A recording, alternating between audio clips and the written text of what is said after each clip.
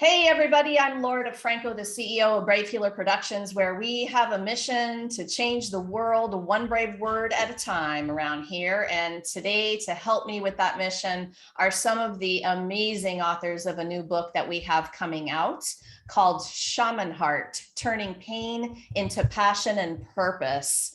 Before I introduce them to you, I want to say a big thank you to Stephanie Urbina Jones and Jeremy Pager. Thank you guys so much for bringing this stellar group of author master teachers together, and not only for getting us together for this amazing book project, but basically saying to me, Laura, we're going to Mexico to kick this puppy off, right? And we all went down as a group, and I cannot thank her enough for having that idea, first of all, and then basically telling me I was going to do it, whether I wanted to or not, because it was one of the most profound, amazing experiences I've had with an author group so far.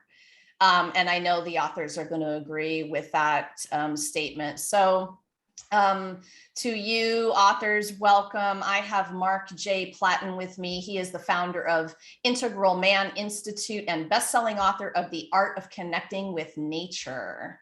Sonia Glad is with me. She's a mental health provider and children's book author illustrator with a doctorate degree in shamanic psychospiritual studies.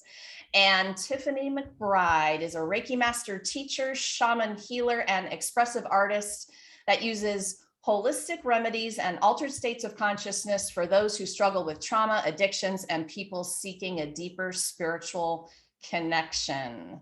Y'all feel the power I have in my Zoom room with me today? I hope so. Welcome, you guys. Thank you. Thank you. I am super happy to have you all here. Mark, I would love for you to start this party off. Tell us about the amazing chapter that you wrote. Well, thank you, Laura, and yeah, welcome my cohorts in here. It's been a little bit since we've been together in person, and it was really a sweet journey. So my chapter, really what I focused on, in this process of looking at transitioning your pain into purpose and passion. I looked at a time in my life where I was building my empire. I had just stepped away from being an Air Force officer for 7 years. I had amassed a couple $100,000. I was out, I stepped out of the military. I was working in penny stocks and doing all kinds of stuff, kind of the Wolf of Wall Street vision, if you can think of that. And on top of the world, looking at building a restaurant in Colorado Springs where I live.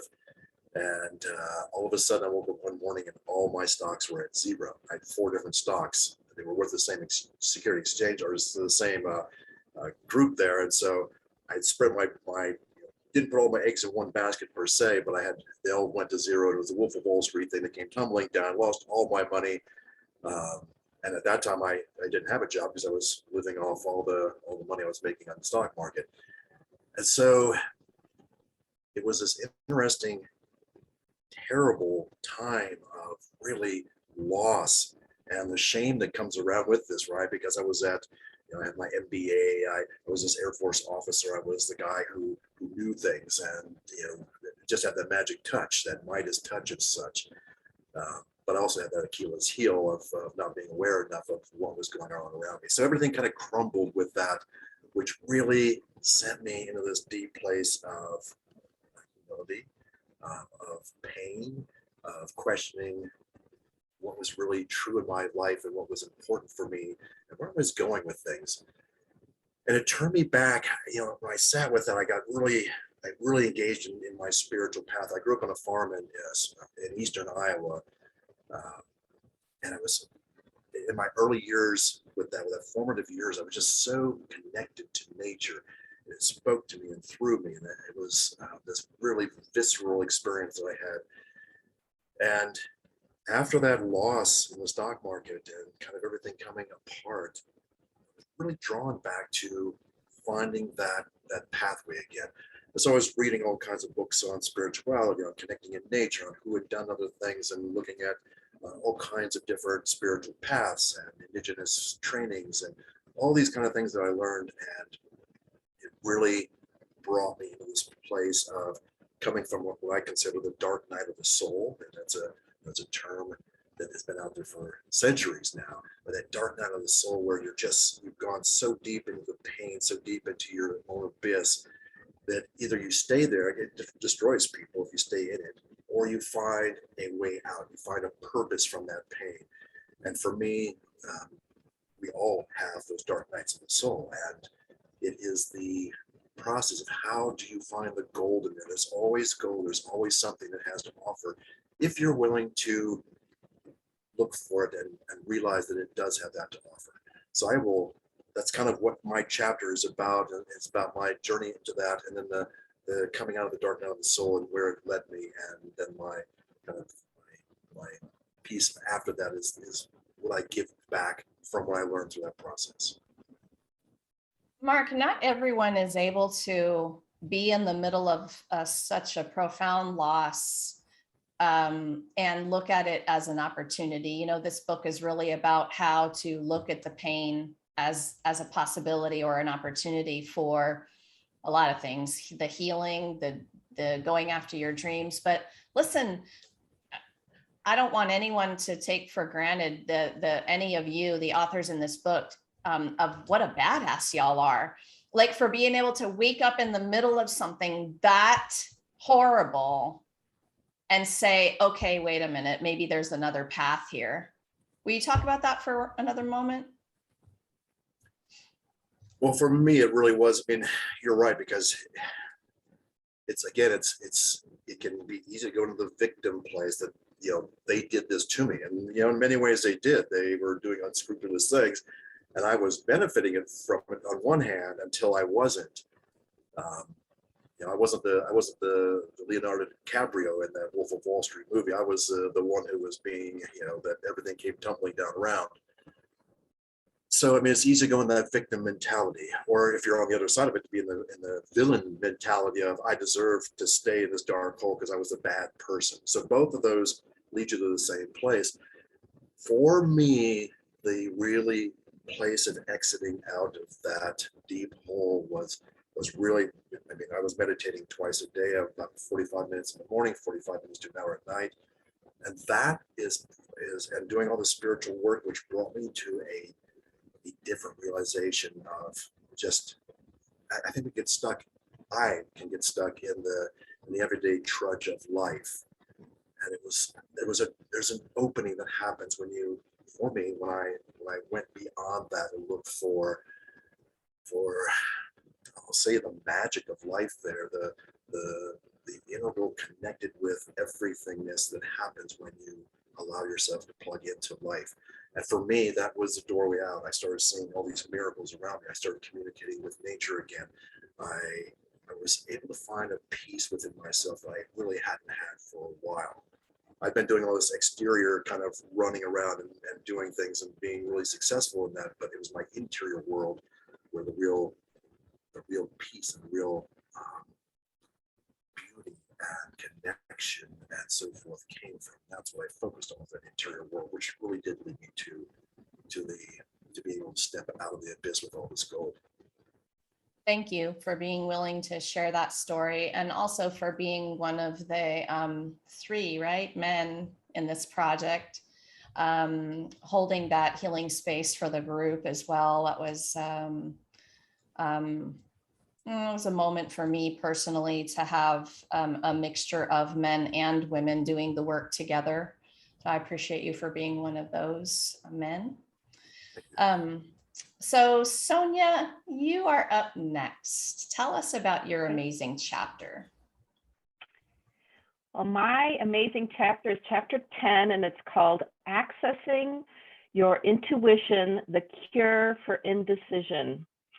And I don't know if I started backwards, but I knew right from the get-go that I wanted my medicine to be self-muscle testing because of how huge it's been in my life. And I love teaching it to my clients and to other people.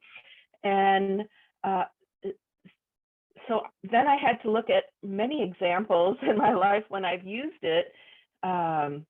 So the story came second and the medicine came first, because I was so much wanting to share this pretty simple technique of self-muscle testing. Muted myself, which I am super familiar with and love. And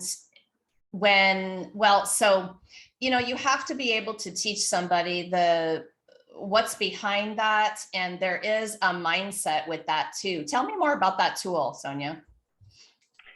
Okay, so the mindset that I have with muscle testing is that I have to let go and trust that the universe or my higher power or God or nature or my gut all have more access to information than my thinking brain. I am well aware that I don't know what I don't know until I know it.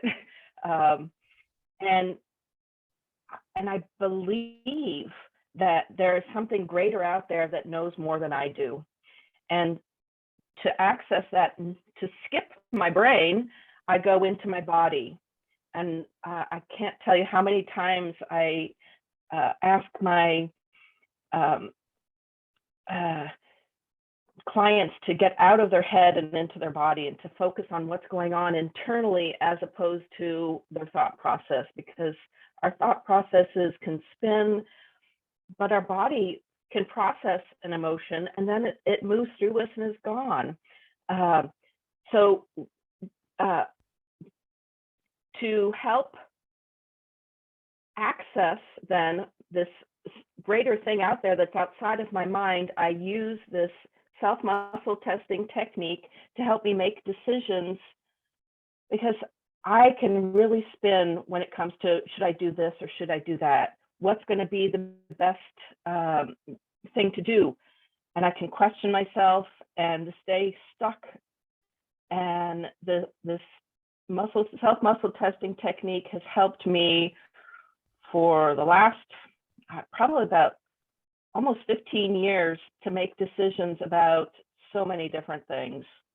Yeah. I love what you said. I have more access to information through my heart and gut than my brain. I think if people really understand the power in connecting with the body, they're going to have such an opportunity to bring things to another level with their healing. I think body awareness is really one of the keys, and it is really about that awareness.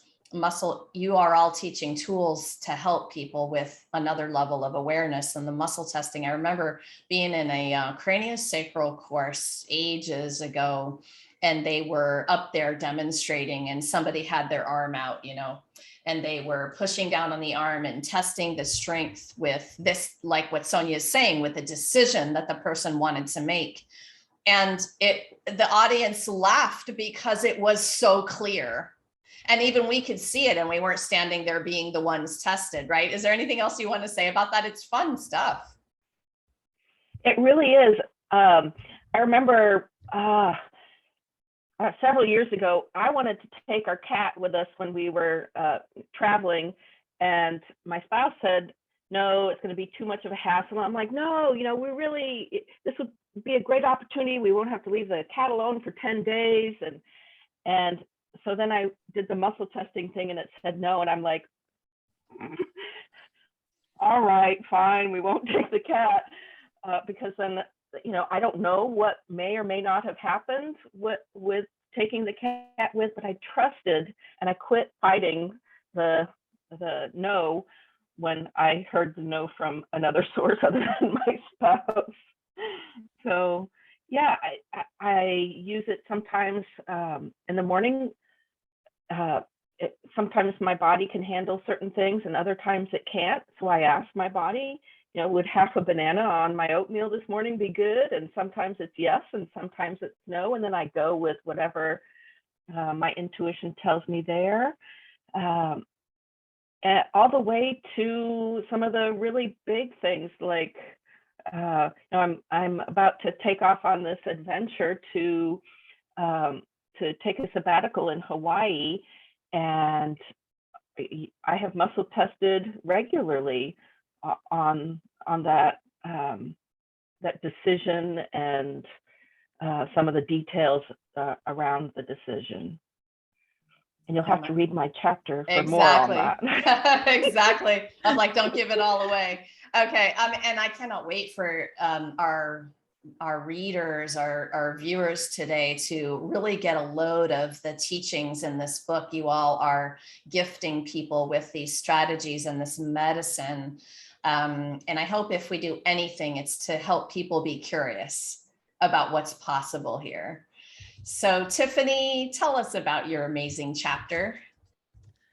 So my chapter is chapter 17, and the title is Embodying the Intuitive Self, Collecting the Pieces of the Psyche Through Guided Imagery and Expressive Arts. And it's a chapter that was super vulnerable and very personal, but yet healing for me to write. It's my personal recovery and continue healing through my own personal trauma and addiction experience throughout my life. It's a story based on a 7-year time of just trying to cope with something that happened to me very traumatically, and how that led me through a process of addiction, and then getting into recovery and using different types of modalities that are a little different, but have been so healing for me. And I talk a lot about those in my chapter, about the different altered states of consciousness therapies I've done, and just as a clinical psychotherapist, what the studies I've done also. And my medicine part is it's a guided imagery. It kind of collects a couple of modalities, I would say, that like from hypnosis, meditation, internal family systems, just some somatic experiencing. So it's just a combination of things that I've kind of brought in as a catalyst to actually help my clients. I have used it on my clients, and it has really helped to really bring up things that they need to work on, but they couldn't cognitively know that they needed to work on. And so we work through this guided imagery where they pick up these intuitive pieces that have been lost along the way because of trauma, because of addiction. And we try to bring it back to the person so that they can become whole again and become who they're meant to be, because they've lost all these pieces along the way, and they need to find them and just get that all collected. And so I have also written a series for this. So I have a series that's available, and you can find that link in the chapter 17. So thank you for sharing those pieces of your story. This is really to all of you for stepping up, not only to say yes to this, but to really get vulnerable. Tiffany, was that the first time you had shared this particular story or not? Yes. So this was a really huge, I think, closure for me. As a psychotherapist, we don't talk about our own stuff. We are definitely there for our clients, and we hold space for them. And my heart and my whole purpose is I help people with trauma, especially sexual trauma. And that's my story. It's about my own sexual trauma and my addiction story. And not a lot of people know that. And so that was super duper vulnerable, and also very, I feel like, courageous for my soul to do, because I have healed so much from writing this chapter. I definitely feel like I'm going back to who I was before that trauma experience. So that's just been amazing. And I just am so thankful that this opportunity came, because it's just been so healing for me. And I hope that it heals other people. Well, you mentioned that wholeness and really accepting all parts of you back into the whole. That has a feeling, and everyone might describe that feeling a little bit differently, but how was it for you? it really literally felt like I was several different people, shattered, pieces missing. Like I couldn't grasp things. I just didn't understand things. I was struggling with certain things. I just couldn't get it. And so it's like you use different type of modalities to kind of just grab little pieces of yourself back from those times where you had trauma, or that, that you had addiction issues, or you lost your soul. And so you just kind of start slowly picking those pieces up. And it's amazing after 7 years how different I feel. I feel peace in my body. I'm safe in my body. I never used to feel safe in my body. I'm doing great without my addictions. I'm able to be regulated on my own. Like, just to have peace and feel safe in your body is really amazing. And I think is a really big catalyst to how to start your healing. Because if you don't feel safe in your body, you can't start collecting those pieces back into your vessel. And so that's just where we start. Yes. Oh my goodness. I love hearing you all talk about this, and you're all helping people understand really what it means to have and practice a shaman heart, right? Shaman heart, turning pain into the passion and purpose. This takes a warrior, and you are all, I think, that warrior. Sonia, I want to know how you define having a shaman heart.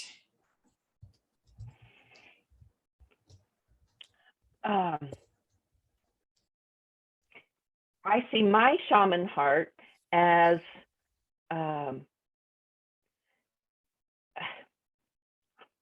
full. I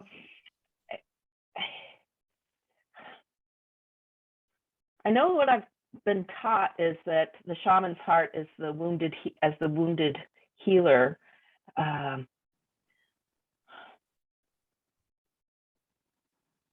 I guess mostly I see myself as being in service to others and being in service to myself, which is one of my newer challenges, is to also use my shaman's heart for my own sacred purpose.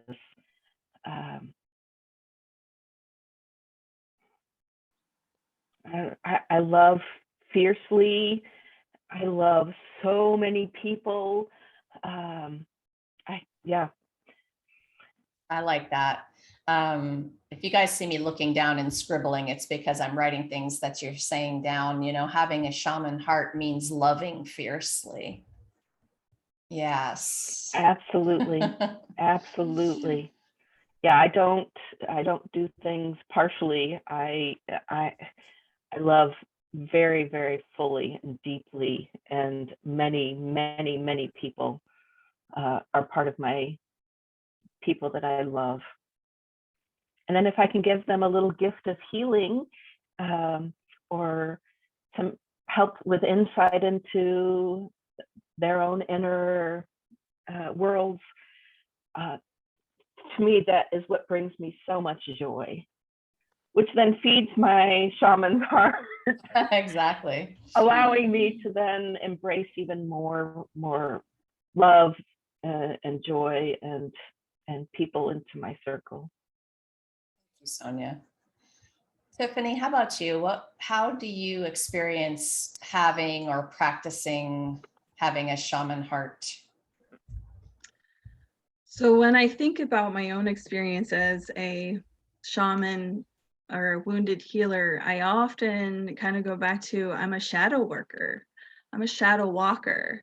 I have gone through the darkest, deepest, sickest, grossest things in my life and have come out on the other side so that I can help other people walk through their darkness and be that person that can help guide them out. And that is my heart. Like, that's my purpose. That's my passion. That's all I know. And that's what gives me the greatest joy, because even though it's so hard to go through that darkness and go through that shadow. It's so amazing to see people come out on the other side so empowered and so in control of their life. And that brings me joy and purpose. And I just want people to be happy. I want them to feel the freedom that I have felt after passing through my darkness and my shadow. So that's my heart as a shaman. I love it. Thank you. All right, Mark, what's your version of this?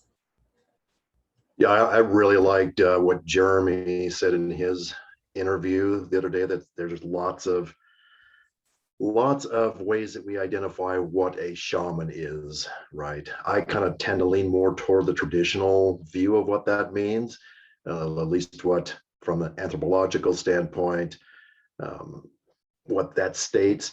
And so for me, the shaman is that being who is connected to the landscape, to the divine, to the sacred, to the holy. They kind of set themselves a bit outside of the general realm of the community, so that they can kind of have that aura of having that relationship with the sacred and divine, that then allows the people to be a little bit scared of them and unsure of them, and at the same time to have great belief in them, right? Because it's that trust that they have access to these sources and these tools. And we all do in this book. We've all had, as Tiffany and Sonia were mentioning, we've got our own pains, these deep wounds that then become these doorways that give us insight for me in the spiritual realm and nature, and allows us then to kind of crack this shell of the veneer of life that was put on us by our parents, by our siblings, by our community and culture, by our religion or faith or lack thereof, and allows us to go through that crack and experience something deeper and bring that to the community for healing purposes. So the shaman aspect for me, and the Shaman Heart, really is all about having access to those tools and resources, to the sacred, and bringing that back into a way that heals community. And that can be individually, one-on-one, and collectively, as not just our human community, but it's really the true shaman for me, again, is about healing the landscape and all the sovereign beings in nature. So it's not just the human side, it's the whole realm of all of us being connected. And when we become part of nature as opposed to apart from nature, that's a really amazing place. And so that would be my sharing on what I feel a shaman heart is, and a shaman. Shaman Heart is an amazing place for so many different reasons. I love hearing all your versions. Of course, this book is about that too. These collaborations are meant to be all the voices, all the very unique voices that the world needs, because you all know that there's somebody that needs to hear it in exactly the way you're expressing it. And these ideas have been talked about before, right? But because you're saying it the way you're saying it, or writing that beautiful chapter the way that you wrote it, someone is able to hear it possibly for the very first time. That's a life-changing moment. So I think you all are amazing for being able to do that in such a brilliant way. So Tiffany, I'm going to bring this next question to you first. And you're all talking about versions of awareness, versions of feeling. Feeling is healing, and feeling is an awareness practice. And we talked about it a few minutes ago when we were talking about body awareness, but I feel like helping people feel is a part of this. Very, very simple. And I kind of wonder what your all's awareness practice looks like. How are you connecting in all of the different ways you guys connect? So Tiffany, what's one of the ways that you practice awareness on the day-to-day? There's so many different ones. Right, there's like 100. I know. I'm going to challenge you guys to choose one today. One way is I definitely put on some music in my headphones and I dance. I get in my body and I feel everything through that motion and let it out. So that's one way I do it. Yes. Music and dance is definitely on my list as well. Mark, how about you? Give me one of the ways that you practice. Yeah, I would say my primary way is always immersing myself in nature. And I'm not just saying showing up, because there's a lot of people I see walking around through nature and they've got their headphones on, and or back in my earlier years, it was, like I said, I live in Colorado. So it was about summiting peaks and how fast I can do X, Y, or Z out in nature. Until I kind of got that tap and went through that whole, dark night of the soul, and came back on the other side. And it's much more about the deep relationship and connecting and listening and it's really the softening of the core, right? And for men that can be a little bit challenging, but I know when I'm doing it right, when I soften down in and I can feel and experience and sense things, and then be in relationship with nature, and it starts talking to me in all kinds of ways that I talked a little bit about in my chapter, but in my book as well, The Art of Connecting with Nature, I really talk about more of it in there. But it's really truly is that. It's that coming home for me and never feeling alone. Nature is also a huge one on my list as well, especially for the writing. For me, that nature is a channel. It's a place where I just feel like the portal opens and the stuff starts to move through, and I better have a way to write it down. I've caught myself running back to the house once I've been connecting with nature. Sometimes it's like, wow, what is this, right? A whole poem moves through or something. Yeah, that's awesome. Okay, so Sonia, how about you? Give us another idea of awareness practice. Well, I start each day with a quote from Thich Nhat Hanh. Waking up this morning, I smile. 24 brand new hours are before me. I vow to live fully in each moment and greet all beings with eyes of compassion. And I have several of these little quotes around. Here's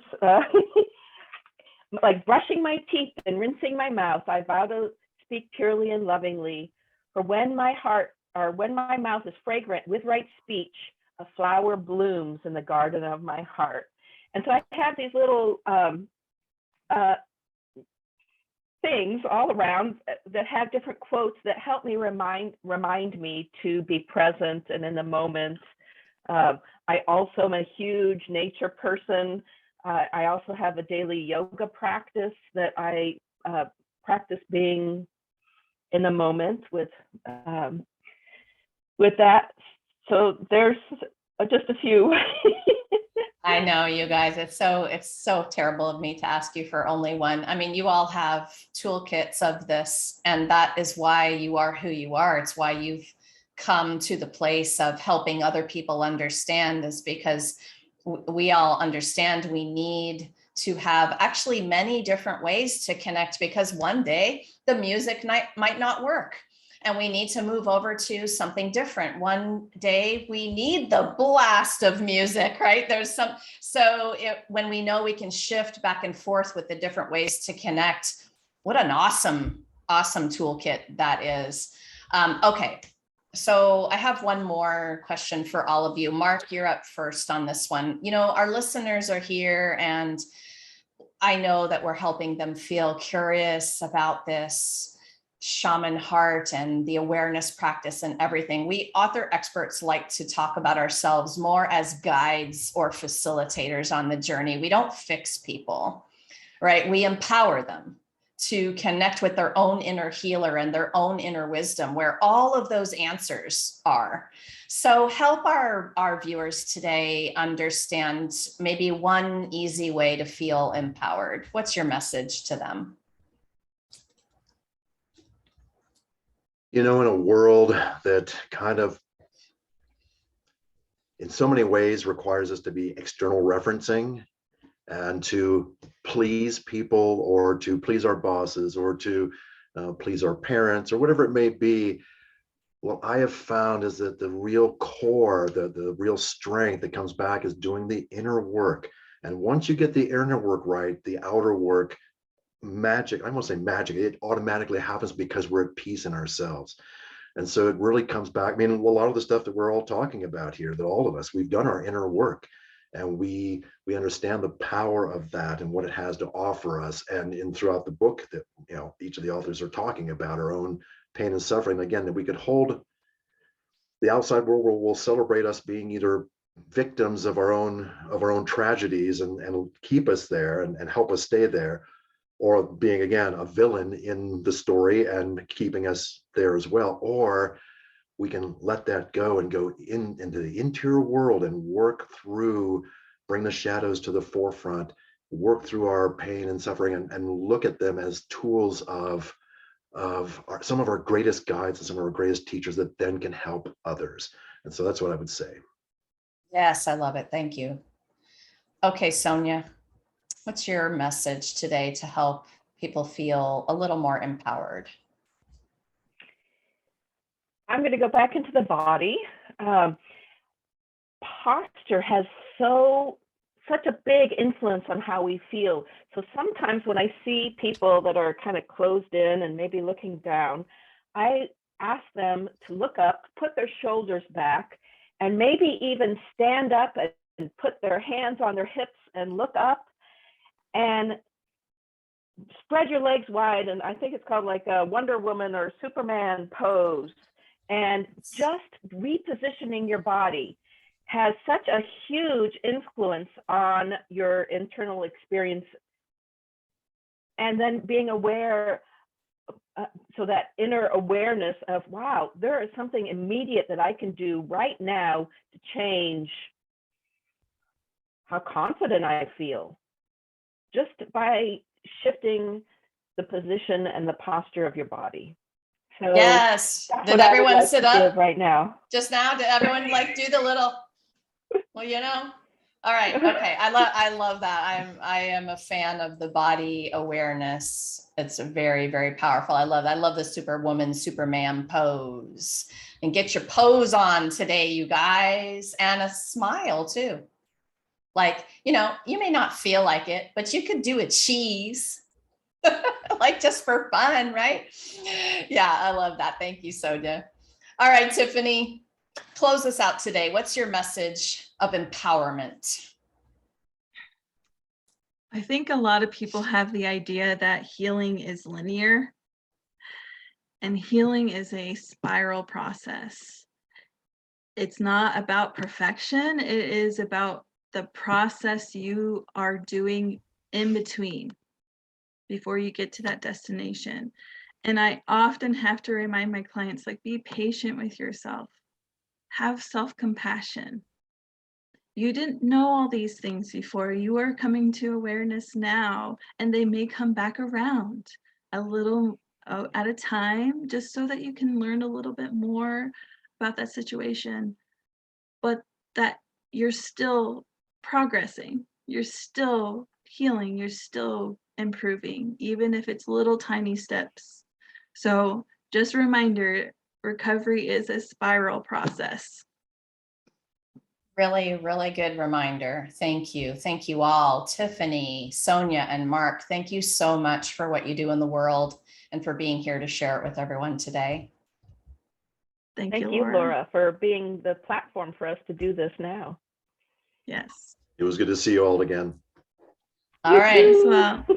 All right, everyone, you're going to have another chance to see these beautiful souls. You can join us for our live stream book launch party on April 13th at 10 a.m., where we're going to gather with all of the Shaman Heart authors, where they'll be sharing their wisdom with you. We're going to do that on the Brave Healer Productions Facebook page, and I've got that hooked up down in the show notes for you.